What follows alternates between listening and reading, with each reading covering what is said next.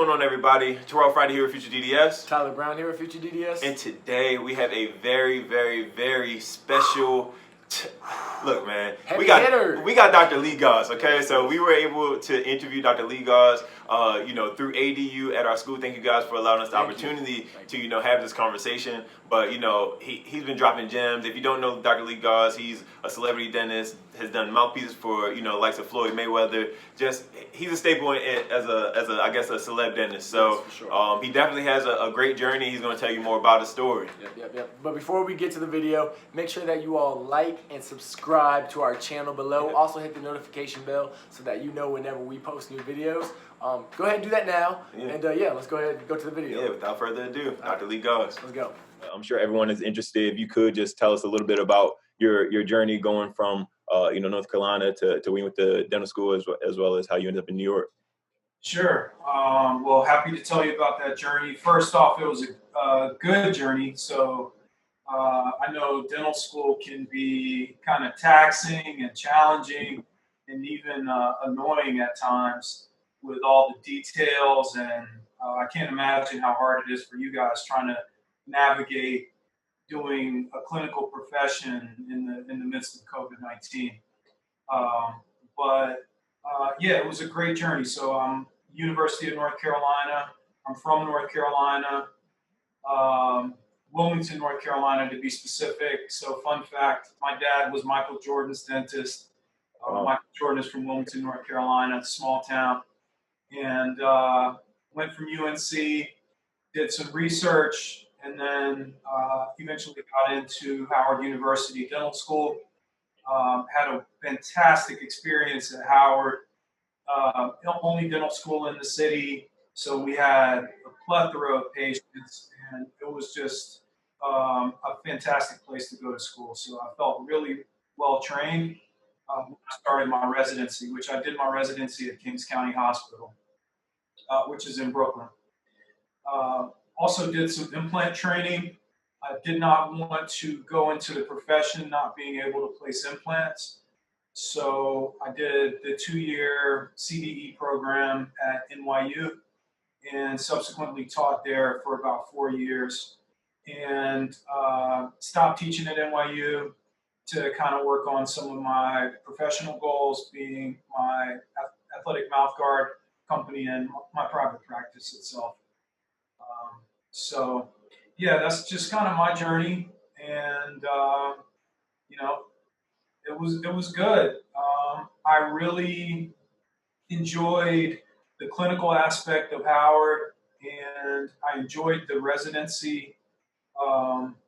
There's not as much. What year are most of the people on this call? A pretty good mix of D2s, D3s, D4s. Okay.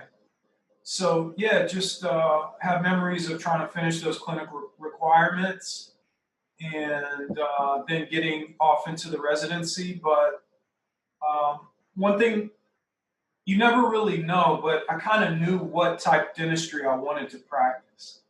So, I knew I wanted kind of high-end boutique style feel. I wanted to do a lot of aesthetic dentistry.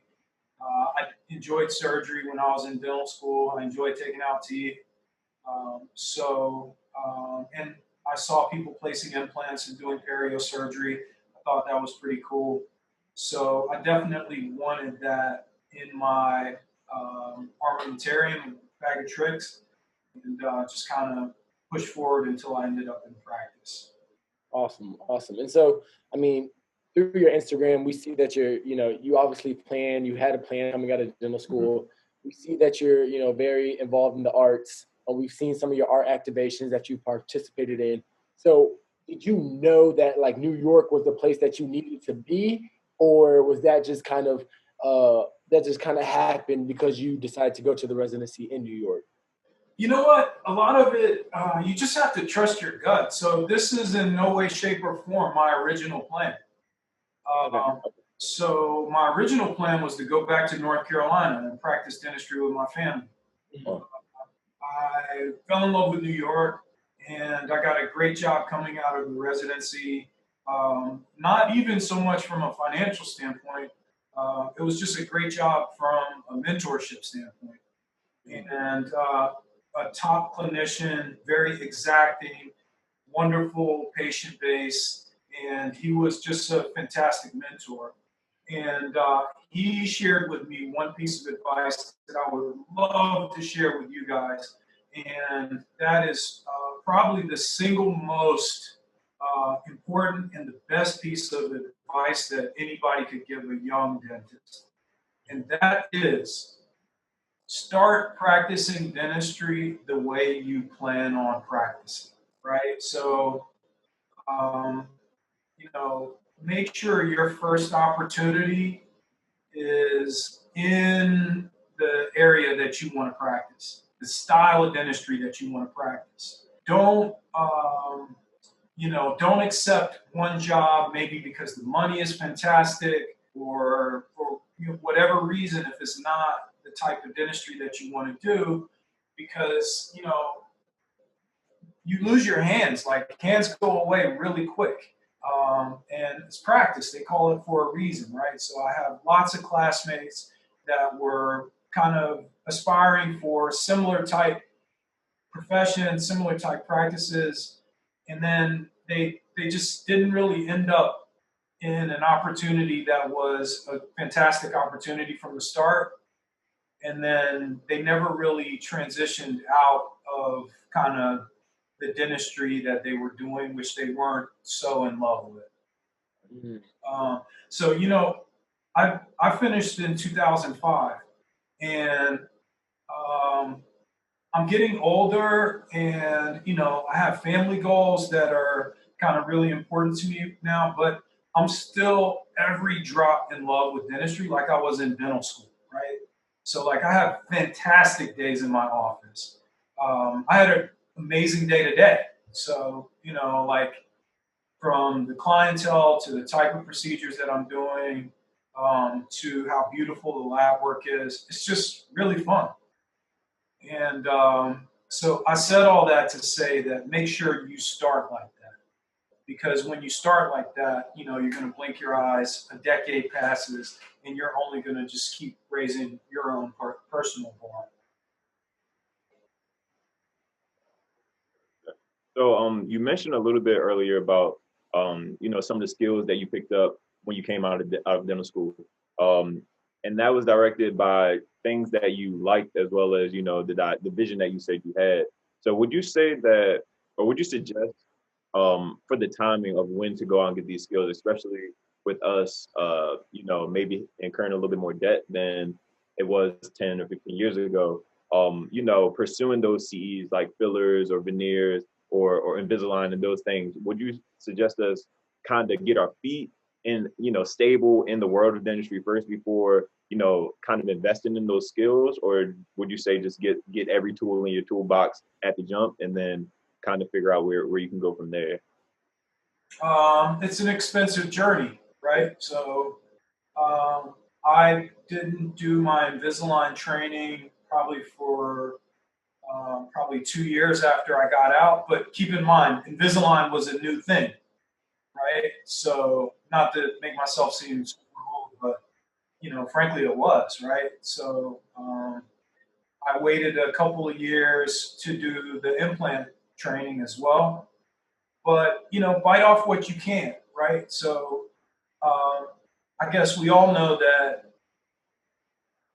if you're training for an athletic event, it's better to do a little bit every morning than it is to kind of like do binge workouts for 4 hours in the gym and hurt yourself.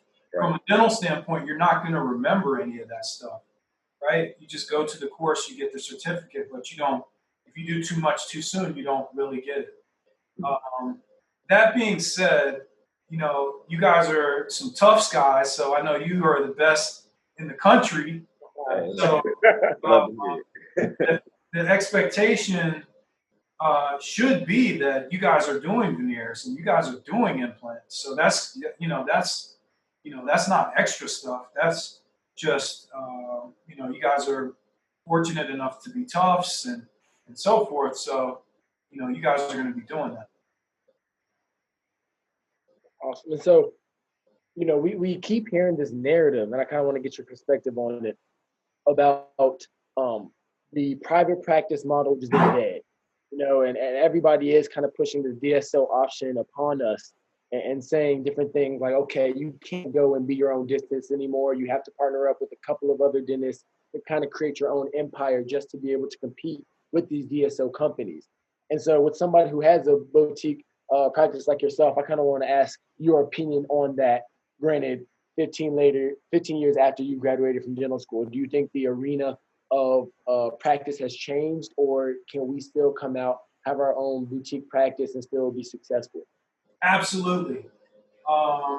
You know, no major poo-poo to anybody that's practicing in a DSO or in a corporate office. Okay, so not talking bad about anybody, but I can tell you this: I don't compete with them at all any day of the week.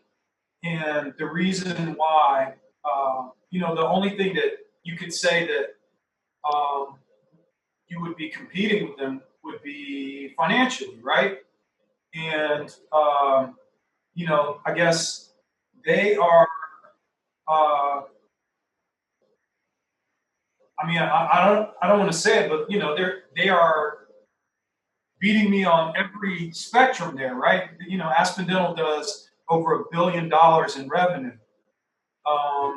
So if you're comparing like that, then you know you're not comparing apples to apples. But if you compare the quality of the dentistry, and not for nothing, if you compare clientele, if you compare patient experience, then you know the shift is in my favor as well.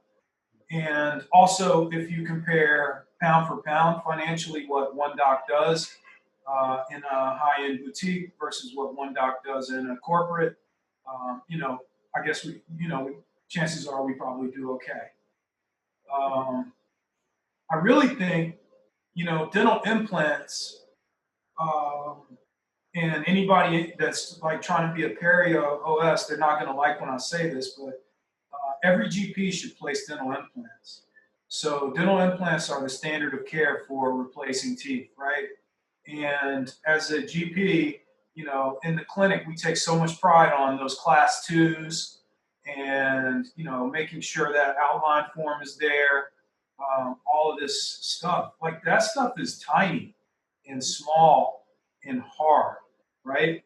So placing a dental implant, although there are a lot bigger things that could go wrong, placing a dental implant is not the hardest thing in the world, right? So, and you know, I practice a lot of aesthetic dentistry, but aesthetic dentistry is economy dependent.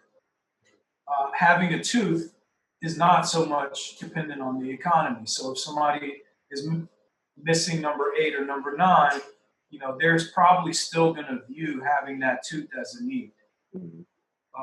So would highly recommend, if any course, to get a good dental implant course under your belt. And by that, I don't necessarily mean like a weekend course somewhere where they, you know, jam in 30 implants and you don't have any follow-up on those implants. You literally can't see which ones succeeded and which ones failed, right? So like a good course with didactics that you discuss bone biology and, you know, you treat your cases from start to finish, or you start some cases and you finish others. So yeah, that would definitely be what I would recommend. Okay. And you mentioned a little bit about potentially the economy going up and down in needs. So I just wanted to mention kind of the future trajectory of the COVID pandemic and everything. I wanted to see how it's affected you being a boutique dentistry more so, and dealing more so with aesthetics than I guess the typical general practitioner would. How has it affected you, as well as how do you feel like it will affect the trajectory of dentistry in, say, like the next 2 years or so? Okay, yeah. So dentistry in the era of COVID-19, we're still extremely busy. Uh, this platform that we are on has helped aesthetic dentistry a lot. So patients are forced to stare at themselves on Zoom calls. Um, and so a lot of people are spending 3 to 4 hours a day looking at their face. And I've probably had 30, 40 cases in the past few months of people that literally came in and said, look, you have been telling me about this for years, and I'm looking at myself on these calls, and, it's time. Let's fix it. And not only that, more and more people are working from home. So they still have their paycheck, but they have more free time. So, and also, like, the easiest thing in the world, I'm sure you guys see this as well. So people are wearing masks, right? So, like, what better time to be in a temp than a time where you have to wear a mask, right? So, a lot of good things going on. I think I'm hopeful about what's going to happen with the economy, and absolutely by the time you guys are done with residency, hopefully, at least we'll be in our new normal, right? So, but from my standpoint, um, I never went out of my way to appear like a cosmetic dentist, right? So I always wanted my patients to view me as their dentist, as their GP. So I still had, significant population of patients that had dental emergencies, that may have needed endo, maybe they cracked a tooth, wisdom teeth stuff. So yeah, the practice is definitely busy. Okay, and so as I'm sure you're aware, because of COVID, we have been stripped of some of our clinical experience. Actually, it's nobody's fault; it just happened. Right. A lot of people have been recommending that we go and we do a residency, but some of us, we've been offered positions at these DSOs to kind of get our feet wet and see the 30, 35 patients a day. And granted, it sounds like a lot of work, of course, but getting those necessary reps, some of us feel like is just as good as doing a residency. And so I kind of wanted to get your perspective on that, especially because you did a residency before. Do you think that doing or working at a DSO, seeing all those different patients can kind of equate to the same experience as going to an actual residency? So I can't fully answer this question for you because I never worked at a DSO. Okay. But, and then residencies, the dirty little secret about a residency is that you're going to be very independent there. So there's definitely nobody breathing down your neck, checking the quality of your work. So you really have to be independent in seeking out help, even in a fantastic residency. And if you're in a residency that's not very busy, then there's also that. So, like, I guess either way the cookie crumbles, if you're getting good reps, they're good reps. The challenge is, where does the mentorship occur, right? So I mentioned to you guys, both of my parents are dentists, right? So one thing that my dad always says is that dental school only makes you safe. That's it, right? So everything about being a dentist, you're going to learn outside of dental school, whether it's from residency or from your first 2 to 3 years in private practice. So if the mentorship is there, then it can be fantastic. But if not, you just get reps that are making you potentially more sloppy. So I guess the advice that I would give you is to make sure that you have not just one, but a couple of good mentors from a dental standpoint, right? People whose practices you look up to. And, I still communicate with all of my dental mentors. And my practice has even exceeded some of their practices, right? But these are my mentors. And the other thing that I would encourage you to do is to also have one or two mentors that are outside of the profession of dentistry, right?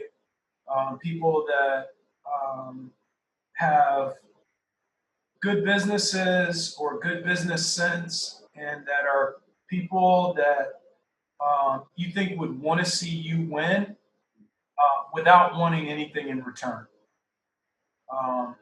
And I think as long as that mentorship is there, then you have the person to ask questions to when you don't know the answer.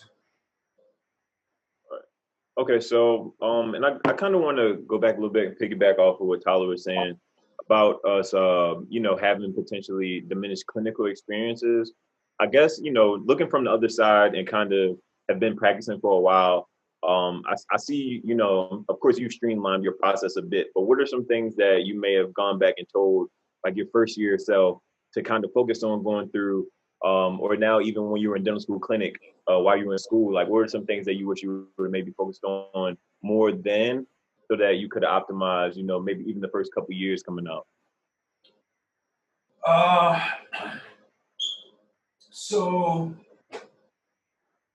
Well, I worked when I was in dental school, so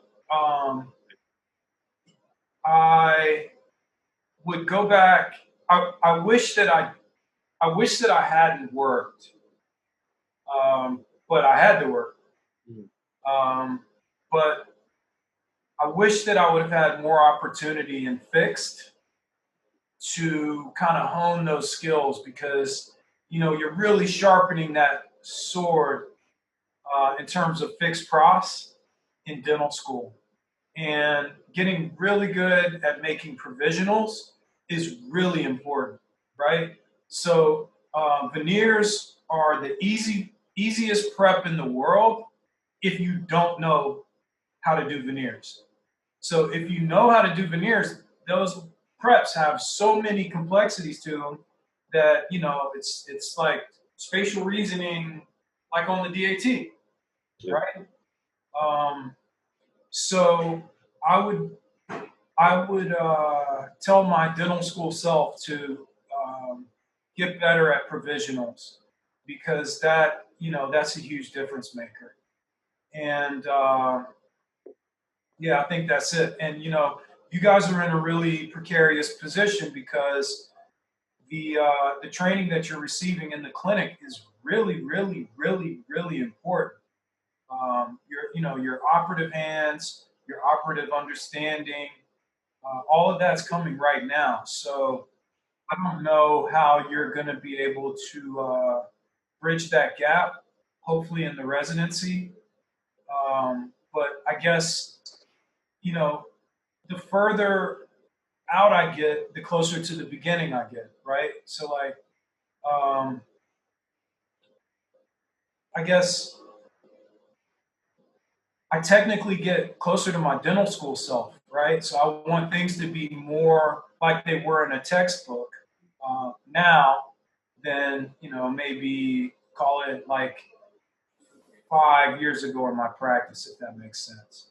But you have to have that dental school understanding to be able to do that. But I mean, truth be told, the challenge that you all are faced with right now, potentially being, I don't want to say shortchanged, but missing out on some of your clinical experience and having to push ahead, that's a really big challenge. Yeah, and we feel it. we definitely feel it, But I mean, I think that we all have certain aspirations, and we're able to see practices like yours that kind of inspire us to just keep going. And, one day we can say like, oh, I want this. This is what I'm working towards, especially in these uncertain times. But, with that being said, we all know that there's always going to be challenges, right? And so we wanted to ask you, today, what is some of the most challenging things that you have to deal with as a practice owner?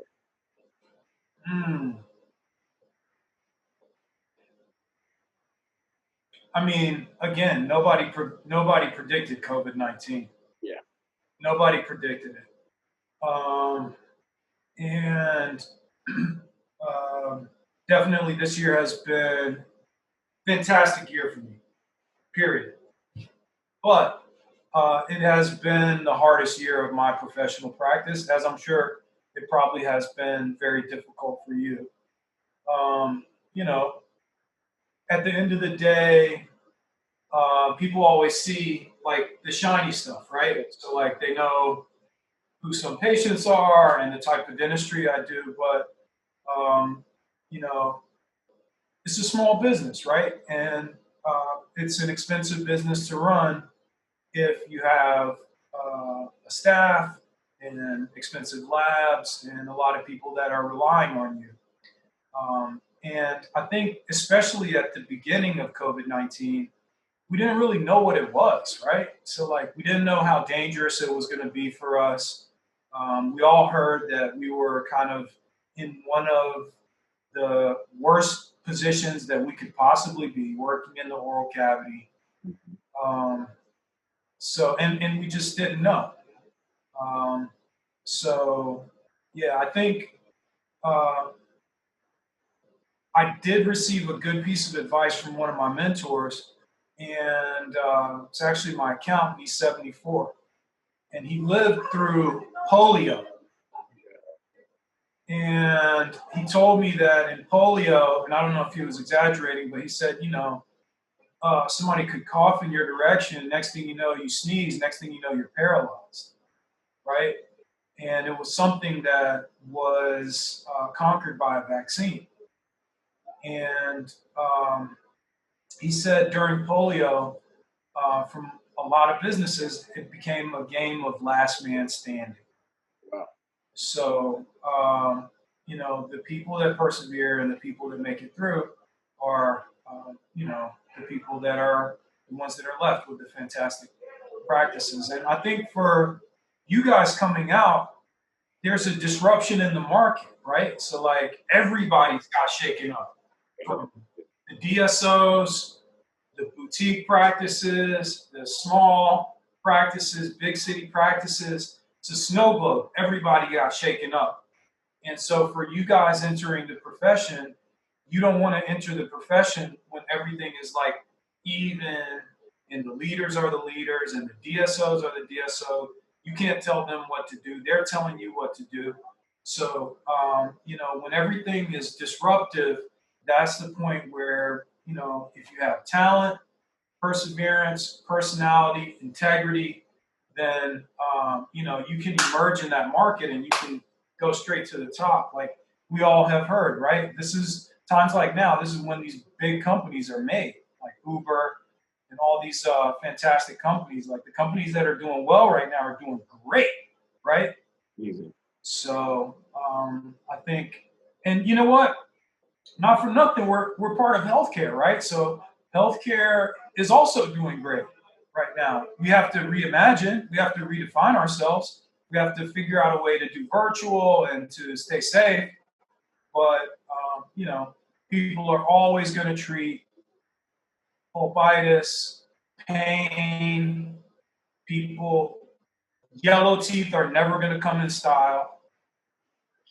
You know, people are always going to want to look great for their weddings. There's a backlog of weddings that are going to occur for everybody that postponed, you know, a year or 2 years. All of those are going to come back, and all of those people are going to do their teeth.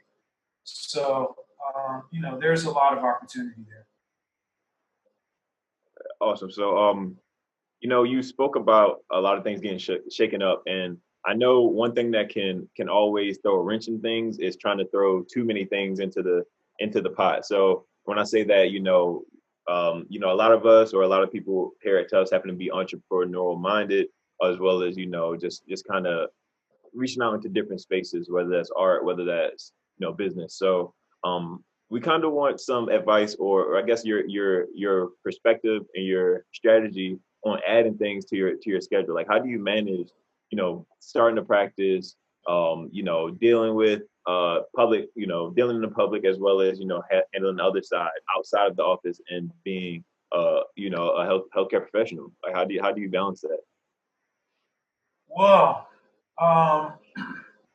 this is a fantastic question. So this is only something that I just found the answer to. I guess, I don't even know how long I've been practicing, like 15 years into the practice, right?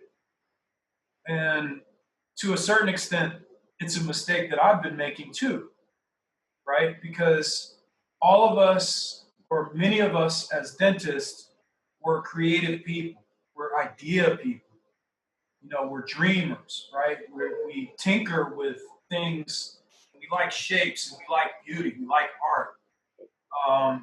And so we get distracted with these things. And so I just took a great course, right? It's the first business course that I've taken in my whole profession of dentistry. I've taken tons and tons and tons of dental courses. So I finally stepped out and I took this business course with other people that own and operate businesses, and I was the only dentist in the room. And the professors were all very, very fantastic people, seeing lots and lots of companies scale. And so the advice that they gave me was twofold. The first advice, they said, Lee, make sure you build a one-story house before you build a 4-story house, right? Because, a lot of times I like to envision the 4-story house and I start building these grandiose things and, I haven't done a good job building the 1-story house, right? But when you build the 1-story house and then you build on that, your 1-story house is sustainable.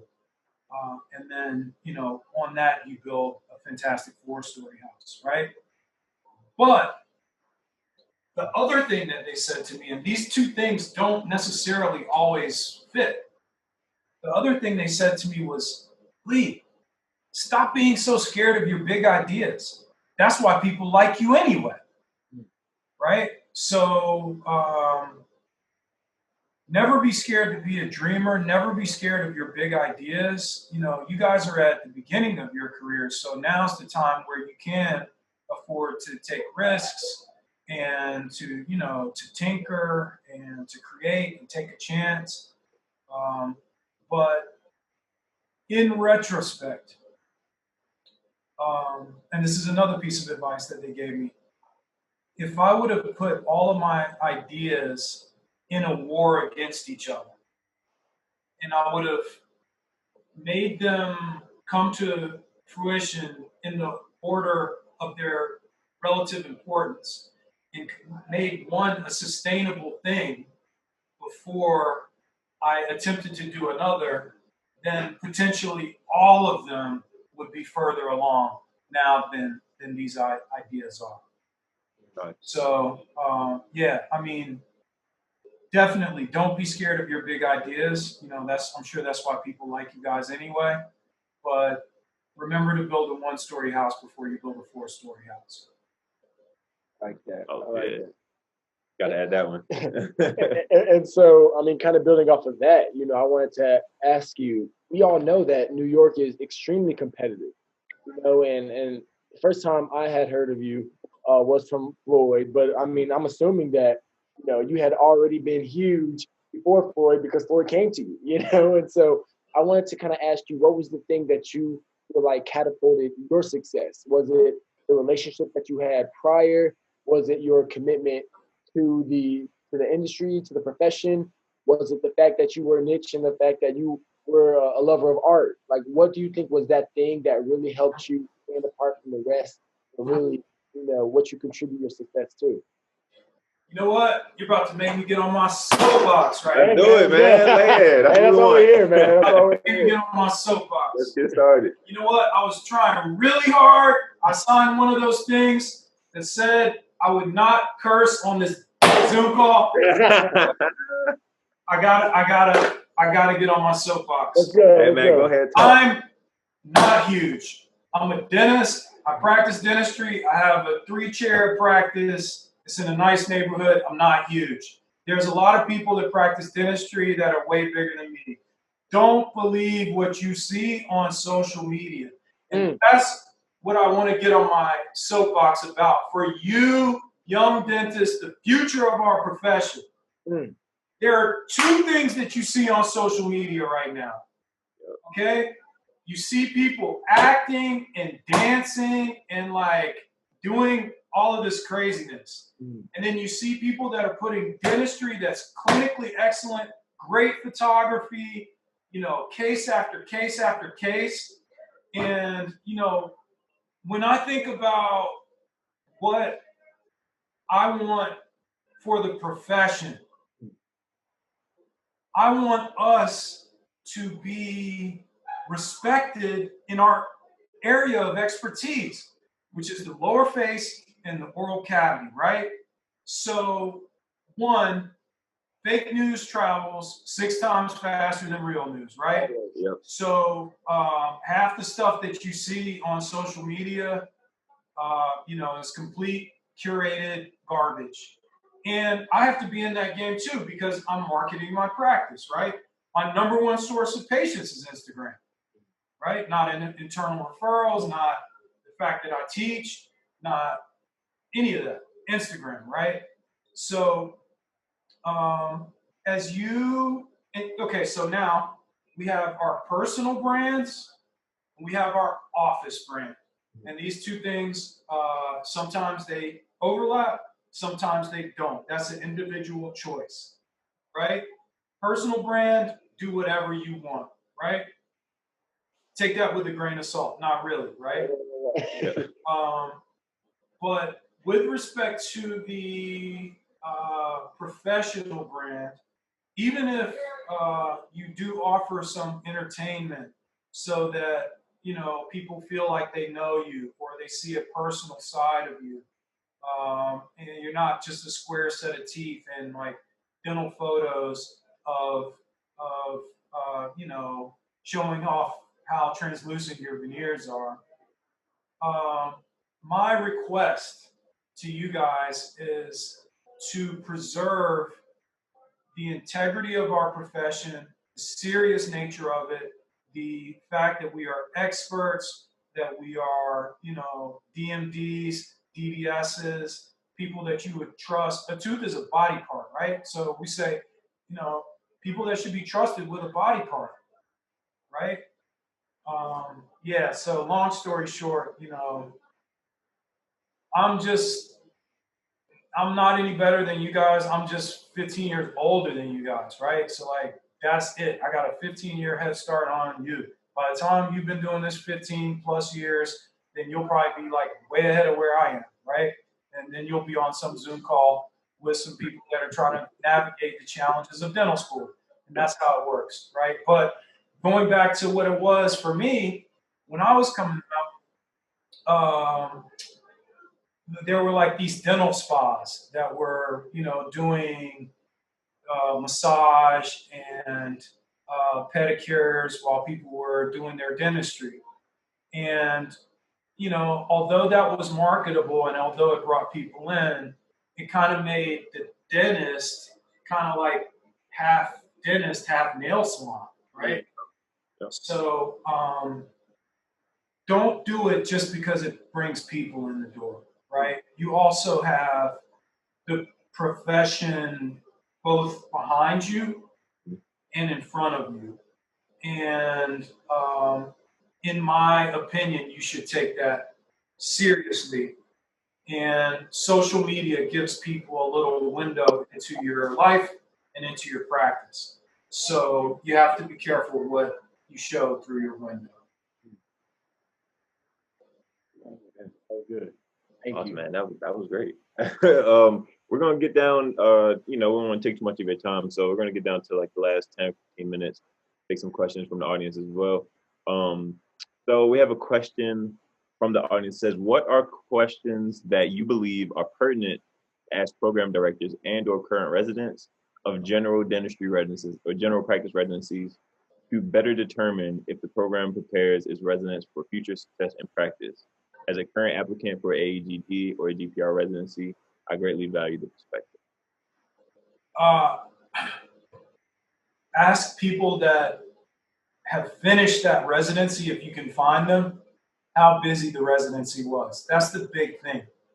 And were they doing the type of procedures that they wanted to do in private practice, or were they just being busy and generating for the hospital and putting out fires, right? So I did a ton of endo in my residency. I have an endodontist. I don't do endo anymore. I did a ton of surgery. So I did a ton of aesthetic dentistry in my residency. So when I was in my residency, veneers were $200 a tooth at the hospital, right? So, the joke about me is that I veneered half of Brooklyn. Like, so, I could do a set of veneers for like $1,200, whatever, under $2,000. Like, we got top and bottom, and so it was fantastic. So by the time I finished, I had this huge book that was just full of case after case after case. I was like, when people actually like printed out photos and you kept them in a book. So at any rate, ask how many patients you treat. That's why you're going there. And then the second question is, when you need help, how helpful are the professors from a didactic and from a clinical dentistry standpoint? Not just from like getting through the patients so everybody can go home, from like being a better dentist. And when you finish residency, you're still not a good dentist. So, after that, you have to find a practice where you can lean on people. Awesome. Okay. So next question. What is your take on veneers versus composite veneers in terms of pros and cons? Well, they definitely both have pros and cons. So there's no cookie cutter solution for any clinical scenario. 95% of, probably 98% of what I've done have been porcelain veneers. But now I do see some people that are doing really, really excellent work with composite veneers. And from some of the people that are using the printed technologies to create the stents, those cases are coming out really nice, right? So there is an indication for it, and cost is real, right? So like for someone that maybe can't afford to do porcelain veneers but needs to improve their teeth, as long as they understand what the limitations of composite veneers are, then I think composite veneers are only going to get better and better. Okay, and I think another question from the audience, and I think this pertains to finding opportunities for mentorship. How would you go about, finding mentorship or opportunities for mentorship in a city where, you may not be from there, you may not have a past link or connection? How would you go about maybe establishing some of those new connections? Well, I'm not from New York. I'm from North Carolina. And it starts with humility, right? So I guess the job of dental school is to make us more and more confident, right? It makes us confident enough to treat a patient. That's the point. But sometimes they make us overly confident for how good we really are or how much we really know. And there's always going to be a couple great faculty in every dental school, and maybe you'd be fortunate enough for you to choose them and for them to choose you as somebody that you can continue to bounce ideas off of. But having somebody that's practicing dentistry outside of the dental school, there's another kind of a value to that as well, right? Just because practicing in private practice is totally different than practicing in a dental school. So I think identifying somebody that you look up to, both from a clinical dentistry standpoint and almost even more so from a human standpoint, right? So like, who would want to see you win, right? Who's not thinking about whether or not you're competing with them, right? So who's just happy to see somebody that's young and interested, that is in the same job as they're in, right? That's where you're going to find a good dental mentor outside of dental school. Awesome. So next question. Would you recommend shadowing dentists outside of dental school when you're still in dental school, or would you not recommend doing something like that? I think it's a great idea. Yeah. Because, and take that with a grain of salt, because don't you dare try to do the things that you see in private practice in dental school, throw you out a window. But just to see that, okay, maybe this professor was right. This provisional is as important as they're making it out to be. Or, amalgam, what's that? Do you guys still do amalgams? Yeah, a little bit. Yeah, so like certain things like that, you're probably never going to see. Yeah. So I guess just getting a sense of what's out there. Gotcha. Okay, so we have another question. Someone in the audience. At what point in your career did you feel like you were confident in practicing dentistry?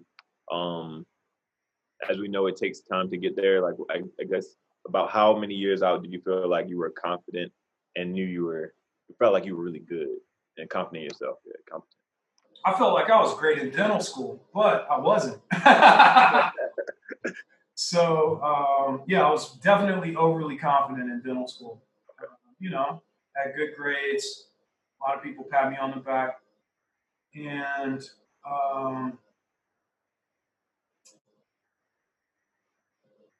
I guess, I still get nervous. You know, I still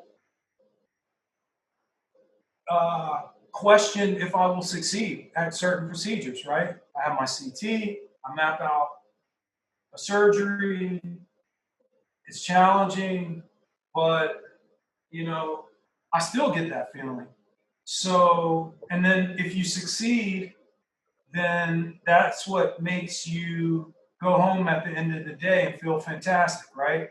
And the moment that I don't get that nervous feeling before I put in a set of veneers is probably the moment that I'm not paying attention or that I should stop doing it. So, and again, amongst you guys as friends and colleagues, you also need those people that are in your small circle that just keep you aware of where you are relative to your own personal best, right? And I think even in dental school, we know what our personal best looks like, and we know what our unacceptable looks like, right?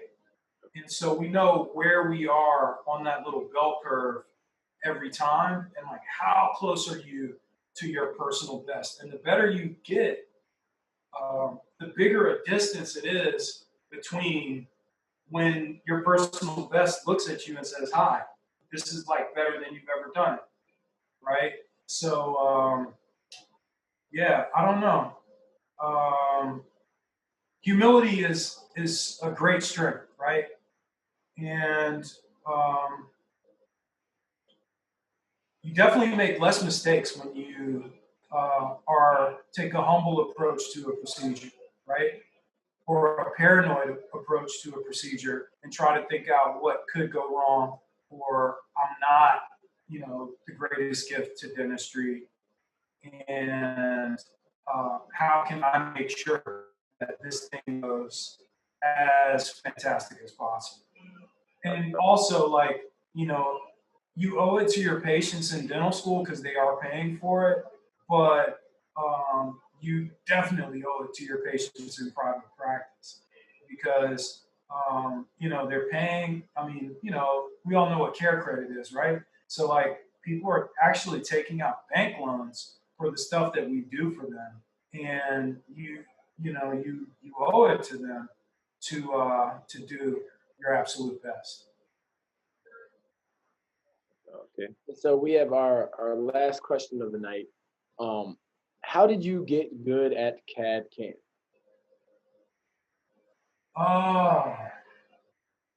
So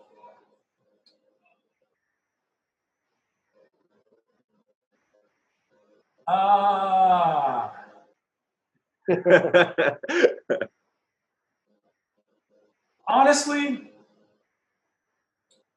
I'm all right. Okay. So all right, that's there we go. Hey, there humility, right? right? Humility. I'm all right. No, I can get the job done. Okay. Yep, there we go. But CAD CAM's about people that are.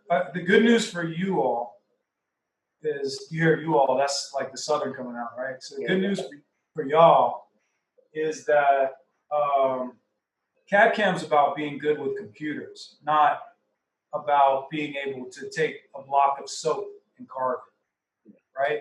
So that's a little bit of a paradigm shift for dentistry, where being able to use a computer is as important as having dexterity. My mentor, who's 84, who, when I tell you like the caliber of this guy's practice, um, you know, when I started working for him, he told me that he wanted to retire without ever having a computer in his office.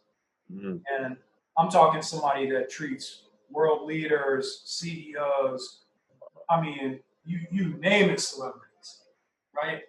And, eventually he got digital x-rays and all this stuff like that. But the point that I'm making is like, I think at some point in your career, maybe I'll be done with it by then, but at some point in your career, the computers are actually going to get better than the people, right? So like I put my master ceramist against in anterior dentistry against anything that I've ever seen from a computer. But those margins from CAD CAM, so like there's something there, right? And also the CAD CAM restorations are getting more and more beautiful. And with implant dentistry, CAD CAM is showing up, right? So again, you get better with anything in dentistry through repetitions, period. And through having colleagues that want to see you win, and through a certain amount of continuing education, but mostly through reps.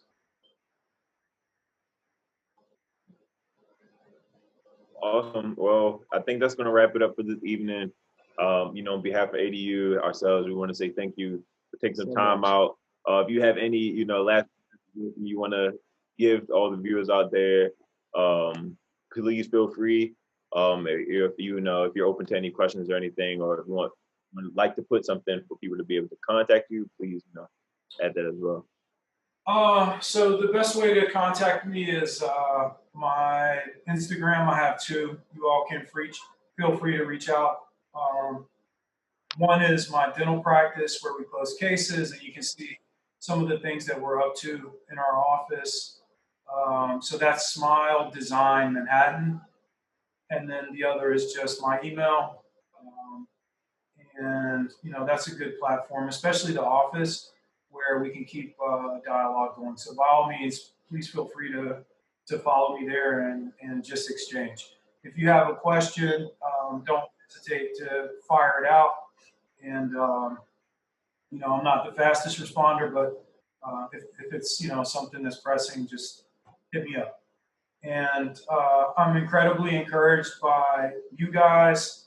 I definitely can remember when I was sitting in dental school, and I had dental school is no question about it. It's very, very challenging, and it's also like it can be annoying. Like some of those professors, Yeah, as simple as that. Amazing, right? So like, but it is really, really valuable. And the better a dentist you become, the more you are going to bust out your face bone, right? Or carve something, or go back to a skill that you had a decade ago. And if you really master it, then it's definitely just going to be there. So keep it up, and as for whatever kind of void you guys have to fill in your dental education because of COVID-19, hey, everybody's figuring it out, right? And we're kind of all figuring it out together. And the best piece of advice that I could give any young dentist is start practicing dentistry the way you want to finish practicing dentistry. Thank you. Thank you so much for those words. Yep. Thank you. Please continue to inspire all of us. We will be watching. But yeah, once again, thank you for your time. We know very busy man, and you're probably tired from this long day, right? I wish you guys all the best. Amazing. Thank you so much.